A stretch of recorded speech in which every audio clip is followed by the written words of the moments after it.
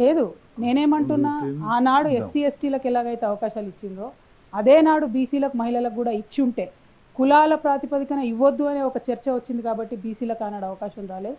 కానీ ఎస్సీ ఎస్టీలకు కూడా కుల ప్రాతిపదికనే సెక్యూరిటీ ఇచ్చింది అధ్యక్ష. ఇది చాలా గంభీరమైనటువంటి అంశం. నేనేదో పాలిటిక్స్ మాట్లాడదలుచుకోలేదు అధ్యక్ష. ఒక రెవల్యూషనరీ బిల్ తెచ్చినందుకు వాస్తవానికి కూడా నేను ప్రభుత్వాన్ని అభినందిస్తూ ఉన్నాను అధ్యక్ష. ఎందుకంటే ఇట్లాంటి బిల్లు తెచ్చినప్పుడు బాధ్యత ఎక్కువ ఉండాలి. ఇంకా అదే నేను అడుగుతా ఉన్నా, ఇంకా సీరియస్నెస్ ఎక్కువ ఉండాలని నేను అడుగుతా ఉన్నాను తప్ప ఇంకోటి లేదు అధ్యక్ష.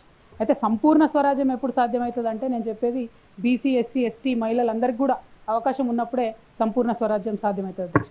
అధ్యక్ష, మన దేశంలో గొప్ప గొప్ప మనుషులు ఛత్రపతి శివాజీ లాంటి వాళ్ళు, సాహు మహారాజ్ లాంటి వాళ్ళు, పెరియార్ గారు, నారాయణ గురు గారు, మన రాష్ట్రంలో అధ్యక్ష సర్దార్ సర్వాయి పాపన్న గౌడ్ గారు, పండుగ సాయన్న ముదిరాజు గారు, చాకలి ఐలమ్మ గారు, దొడ్డి కొమరయ్య కుర్మ గారు, అట్లా వీళ్ళందరి పోరాట గాథలు, వీర చరిత్రలు, అద్భుతమైనటువంటి అంశాలు ఉన్నాయి అధ్యక్ష. ఇవన్నీ ఇంతమంది త్యాగదనులు, ఇంతమంది పోరాట వీరులు ఉన్నటువంటి సందర్భంలో కూడా అధ్యక్ష అందాల్సినటువంటి అవకాశాలు మాత్రం అందలేదన్నది వాస్తవం అధ్యక్ష.